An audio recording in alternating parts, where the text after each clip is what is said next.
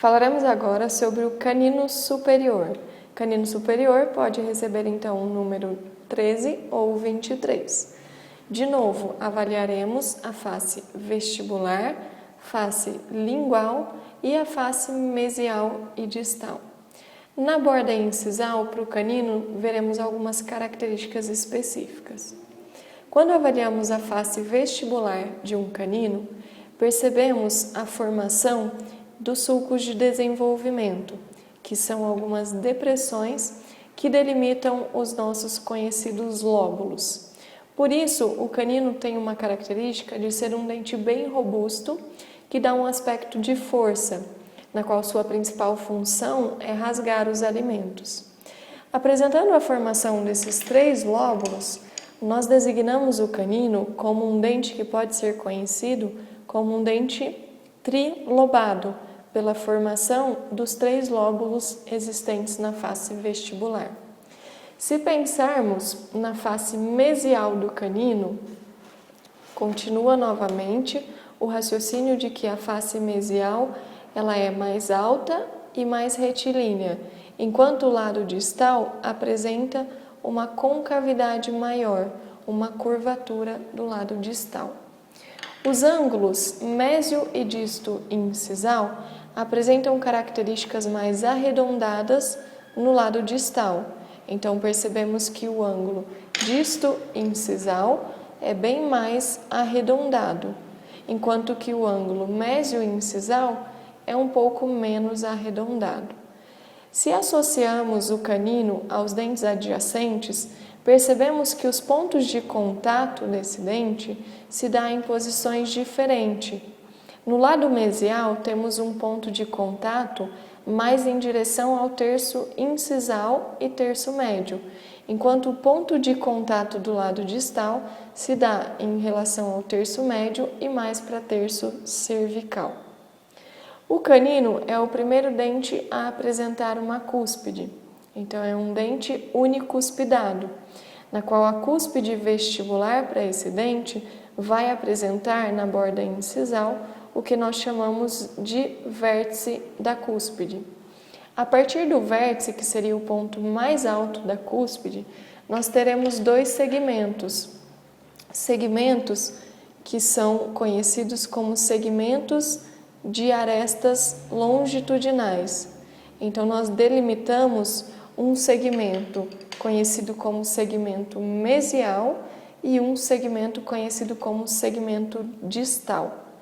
A partir do vértice da cúspide, ao traçarmos os segmentos, nós percebemos que o segmento da aresta longitudinal mesial ele é menor e menos inclinado, enquanto que o segmento da aresta longitudinal distal é um segmento maior e mais inclinado.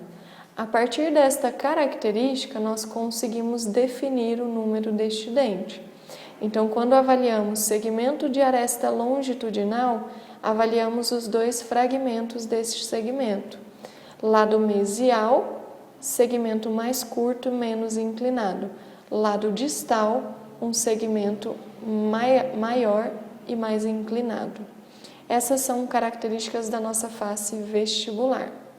Se avaliamos a nossa face lingual, temos um cíngulo, de novo na região cervical, um cíngulo bem volumoso para o canino, e a presença das cristas marginais.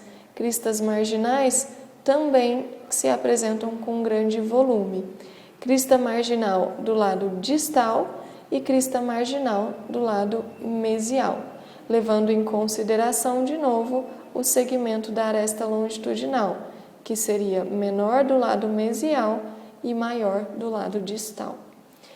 A formação do cíngulo mais as cristas marginais, em grande volume, delimitam novamente o que chamamos de fossa lingual. A diferenciação que fazemos do canino com os incisivos é que essa fossa lingual ela é delimitada em fossa lingual mesial e fossa lingual distal.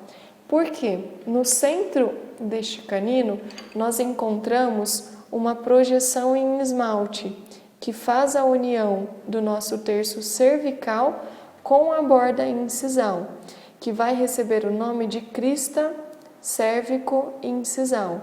Cérvico-incisal. Então, é uma saliência que nós temos aqui na face lingual, que vai delimitar a nossa fossa em duas partes, parte mesial e parte distal. Quando pensamos nas faces proximais, percebemos uma conformação também semelhante a uma cunha, em que a nossa região cervical também se dá de forma mais ampla, mais larga, enquanto que a incisal é uma região mais estreita para esse dente.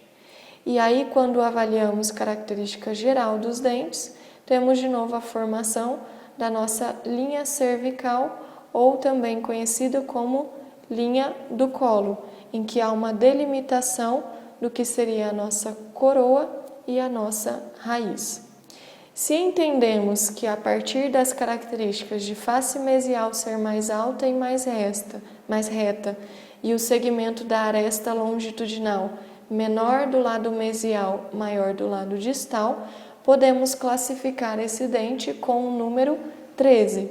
De novo, no crânio, associamos ele num posicionamento do lado direito e superior, que corresponde ao quadrante 1, o primeiro dígito do número do dente. E como ele é o nosso terceiro dente da cavidade bucal, o classificamos como número 13, dentro das características aqui avaliadas.